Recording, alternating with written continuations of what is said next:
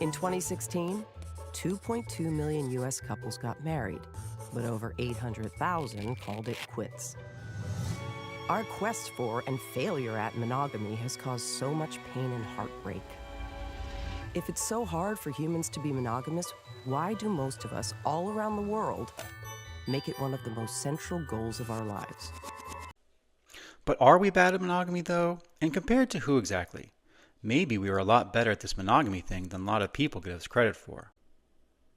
Welcome to The Truth About Marriage, where we explore the history and importance of humanity's oldest institution. Today, we are taking on Vox's take on monogamy. Hey, We have something special for you today. We've been hard at work on a new series with Netflix called Explain. Founded by Ezra Klein and Matt Iglesias in 2014, Vox is a self-described explanatory news site that promises to be the antidote to declining trust in the media by offering readers clarity and insight on the most important stories shaping our world. In 2018, Vox teamed up with Netflix to start a weekly video series that transforms Vox's text-based storytelling into video form. Their first effort tackled monogamy, and they had a very specific story they wanted to tell. Let's watch the beginning of that video. From virtually the moment we're born, there's a story that's preached across cultures and continents.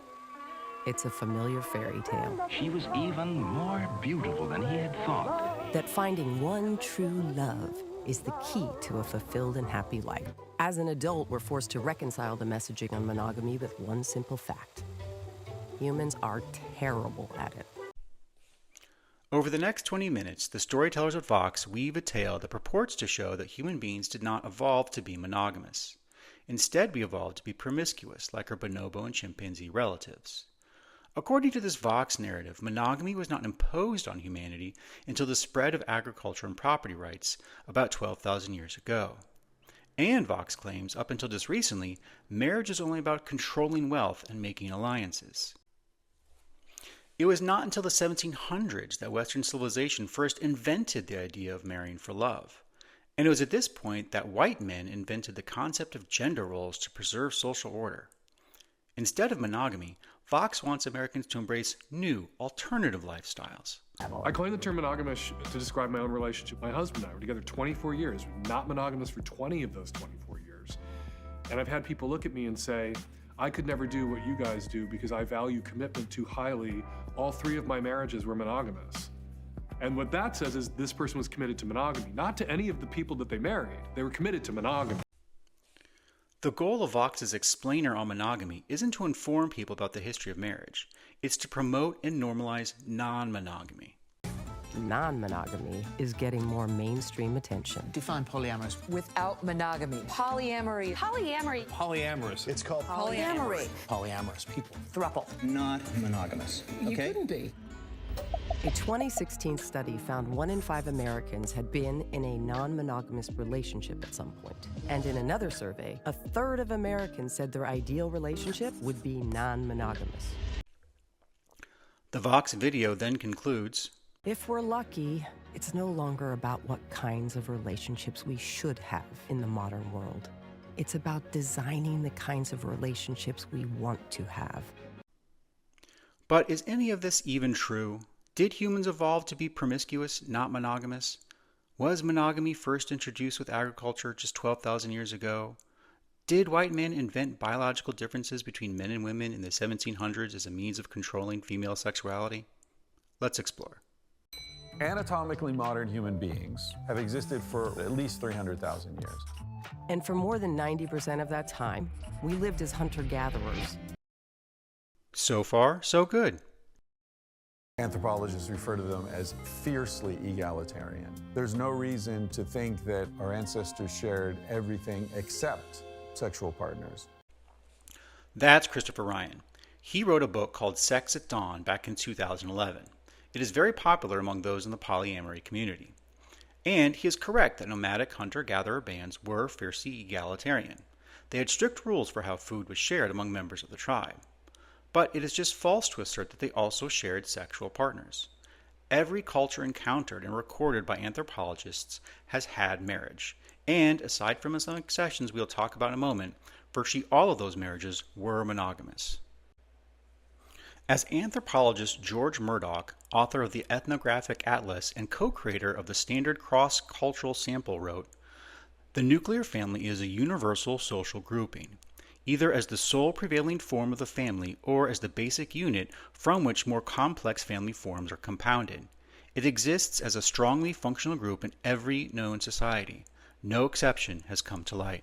Of course, we can't go back and interview our foraging ancestors, but we have the accounts of explorers and Europeans who first developed and saw these societies before they'd been much touched by outsiders, and they're surprised and shocked at the difference in sexual mores. There's a wonderful story that a Jesuit who lived with the Nescapi Indians for some time, and he would ask, if you let your wives have this much freedom, how do you know that the child she bears will belong to you? And he recorded the answer of the Indian, "Thou hast no sense." The guy said, "You Frenchmen love only the children of your body, but we love all the children of the tribe." That is Dr. Stephanie Kuntz. She has written many books, including Marriage, a History. And she is right that Murdoch's standard cross-cultural sample does categorize the Nescapi Indians as permitting extramarital sex. But that same dataset also shows that such practices are rare. Just 10% of societies recorded permit extramarital sex by women, and even then it is only practiced occasionally under certain circumstances. The environment where the Nescapi live is cold and inhospitable. Men often leave for weeks on long hunts for game. These are one of the rare occasions where extramarital sex by wives is tolerated, when the husband is away. There are also occasions where, if a man is visiting another group far away, the husband hosting that visitor might offer his wife or even his daughter for sexual company while the man is visiting. So yes, extramarital sex by women is tolerated in some communities, but those communities that do accept it are rare, and even when it does happen, it is only tolerated in certain situations, often related to the inhospitable nature of the surrounding habitat. Which brings us to Vox's next little story. If a child is crying, the adult nearest to that child picks it up. Nobody says, hey, your kid's crying. No, there's a commonality to parenthood among hunter-gatherers. One of those groups are the Bari of Venezuela, where every man who sleeps with a woman while she's pregnant is considered a father of the child and helps provide for it. Now, in our society, that would probably not work very well. I'm not recommending it. But in that society, a child who had several fathers named because she'd slept with several fathers actually had a much better chance of surviving to adulthood because those men contributed. Now it is true that among the Bari, the children of wives that sleep with an additional man while conceiving do have a better chance of surviving to adulthood than wives who only sleep with their husbands. But that does not mean Bari women are out there sleeping with as many men as possible. Instead, they sleep with their husband and one additional secondary husband. This secondary husband is expected to provide more resources like fish and game to women he sleeps with. The children of these women are more likely to survive because they have an extra father giving them food. This completely contradicts Kuntz and Ryan's claim that the men in these tribes are all caring for the children equally. That is false. Men only help the children of the women they sleep with at the time of conception. And the only reason the children of these women are more likely to reach adulthood is that they have an extra father providing them with resources.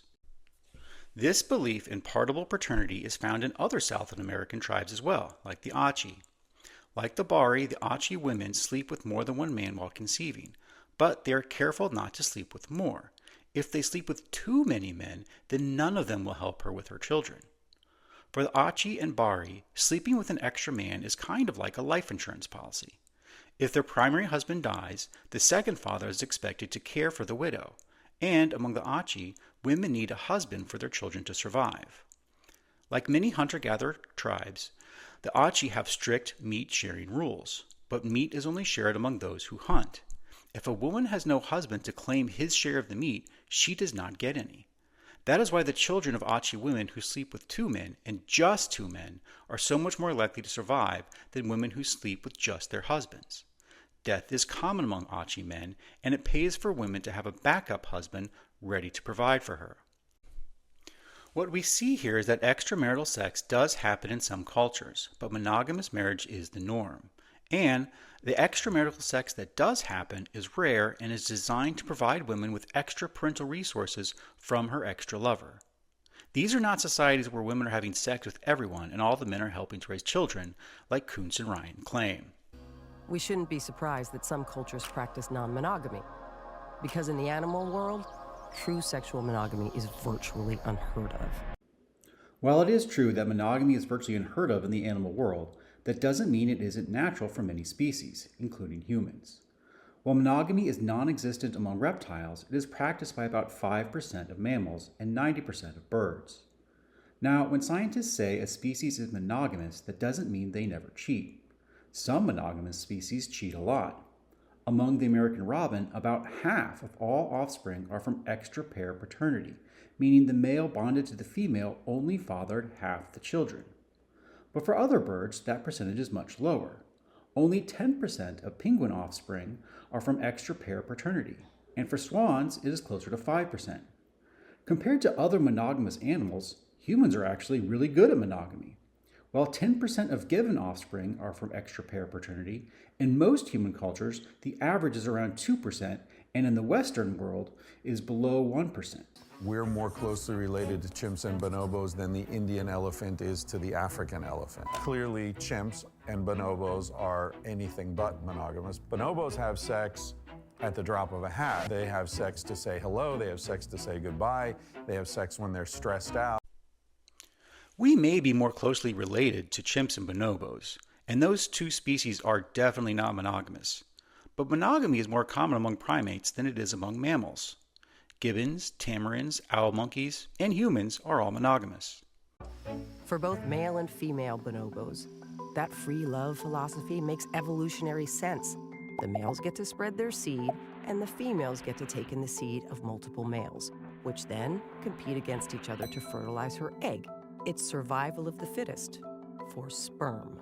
There are aspects of bonobo anatomy that seem adapted to promiscuity. And intriguingly, you can also find a lot of them in humans, suggesting we may have evolved to be non-monogamous too. There's body dimorphism. In species that are more promiscuous, the males tend to be 15 to 25% larger than the females. And in theory, if there are males battling to impregnate women, testicles would be bigger and stronger. You'll see that human testicles are intermediate between very large testicles in bonobos and chimpanzees and very small testicles in gorillas, for example. Let's break this up into two issues, body dimorphism and testicle size. And let's do testicles first. If we are close to chimpanzees and we share a common ancestor, then why are the chimpanzee testicles so much larger than ours? Is it perhaps because when we evolved away from our common ancestor, we did so by becoming more monogamous? If anything, our testicle size has evolved towards the size of a gibbon, which, like us, is a monogamous ape. And on body dimorphism, the evidence again points to an evolution towards monogamy, not away from it. Gorillas are every bit as promiscuous as chimpanzees, and male gorillas are double the size of females. And the promiscuous chimpanzee males are 40% larger than chimpanzee females. Meanwhile, human males are just 15% bigger than women, which is much closer to the monogamous male gibbons, who are just 10% bigger than their female counterparts. Then there's the fact that humans and bonobos have sex to bond, and not just to have children, which might explain the way we face each other during intercourse. You see humans and bonobos are the only two that face each other while they're having sex. And why we have a lot more of it than most mammals. It is true that humans have sex in order to bond, but this only shows that we evolved to be monogamous, not promiscuous. As Ryan said earlier, bonobos have sex at the drop of a hat. They use it to build all their relationships, not just with romantic partners. When female bonobos enter a new group, they often seek out the alpha female for genital-on-genital sex. Is this how human females make friends? I don't think so. The emotional bonds formed between men and women during sex are written into our DNA. When humans engage in physical intimacy, the body releases a hormone called oxytocin, which induces emotional connection, trust, and attachment between partners. In men, the neuropeptide hormone vasopressin is also released during sex, and studies show it causes men to be protective and territorial about their sexual partners, while also increasing sexual fidelity and parental investment if any children should be produced. None of these hormones would exist if we evolved to be promiscuous. The only reason they exist is because we evolved to be monogamous. And there's now a lot of evidence that monogamy is a more recent invention than most of us would expect. Oh, really? Around 12,000 years ago, when most humans stopped being hunter-gatherers and figured out how to farm.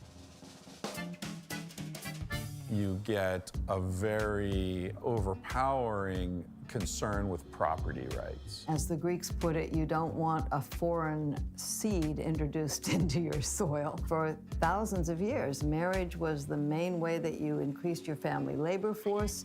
You made peace treaties, business alliances. The more I've studied, the more I became convinced that marriage was invented not to do with the individual relationship with the man and the woman, but to get in-laws.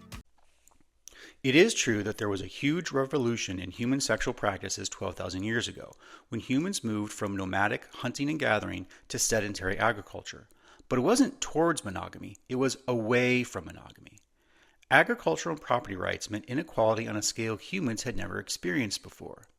And the wealthiest men immediately started monopolizing as many women as possible.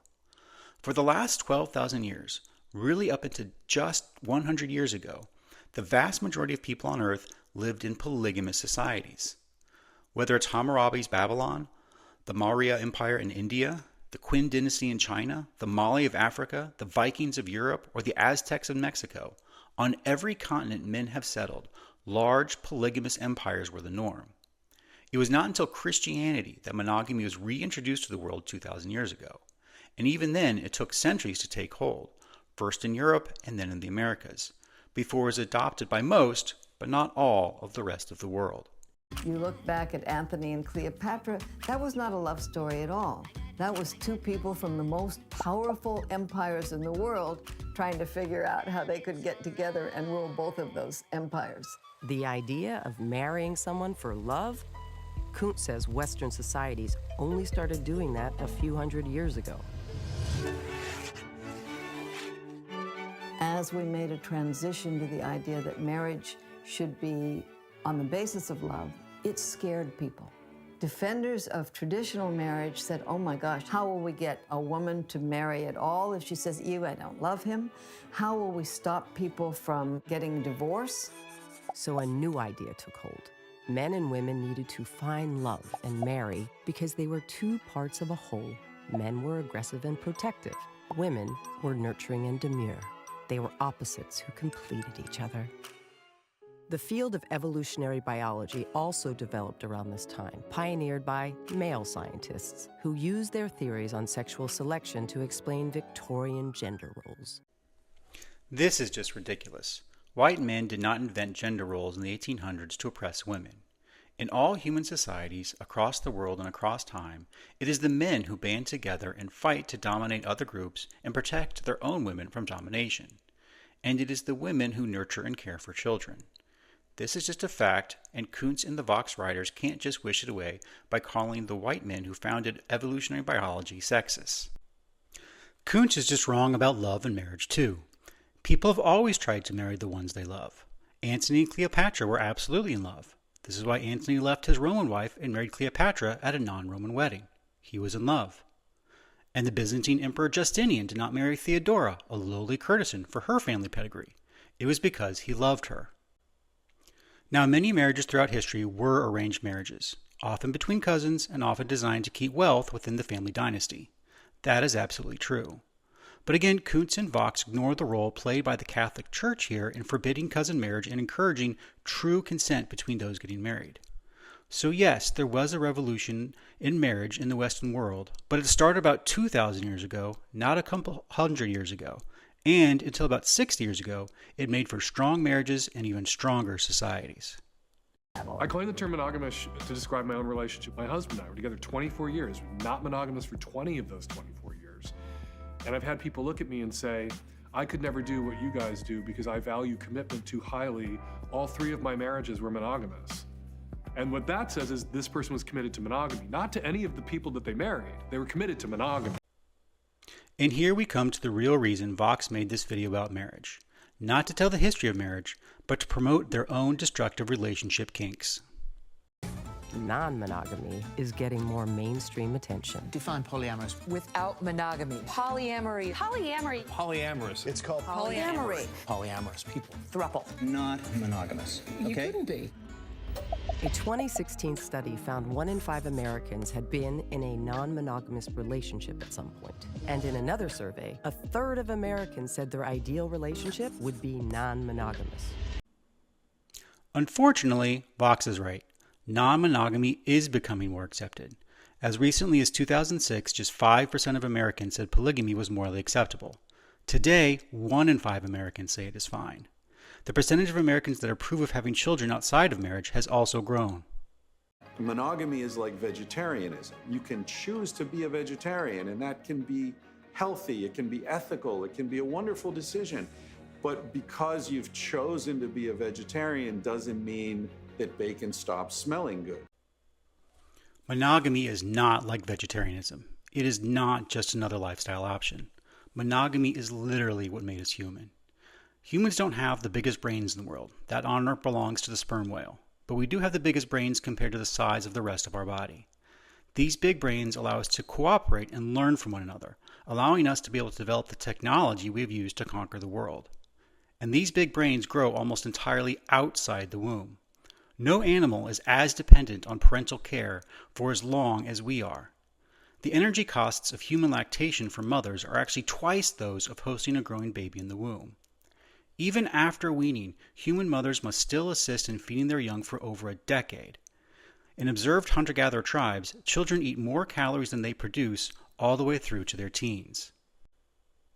By contrast, once a chimpanzee is weaned from its mother, it can feed itself. Chimpanzee mothers don't need help raising their young because their children are self-sufficient so quickly. Which is good because chimpanzee mothers get no help in raising their young. Male chips don't help caring for and feeding children, and female chips don't help each other. In fact, higher-ranking females will often kidnap the infants of lower-ranking mothers and starve them to death. The only way human mothers are able to produce enough calories for herself and her children is with the help of a father, one that has emotionally bonded to her through the release of oxytocin and vasopressin during sex, one that can be confident that the child he is helping to raise is his because the mother has promised in public that she will be faithful to him. Yes, other people do help mothers care for young in hunter-gatherer tribes, but those that do are almost always family, related either by blood or marriage. It is the monogamous bond between one man and one woman that is the foundational unit of humanity. If we're lucky, it's no longer about what kinds of relationships we should have in the modern world. It's about designing the kinds of relationships we want to have. Humans may not have evolved to be sexually monogamous, but we have evolved to be adaptable. Vox is just wrong. We did evolve to be sexually monogamous. That is why sex is never just a physical act, but also a deeply emotional one. It is why we feel jealousy. It is why we feel love. These are not concepts recently created by Western civilization. They are deeply ingrained into us over millions of years of evolution. It is folly to think we can just cast off this biology and design the kinds of relationships we want to have.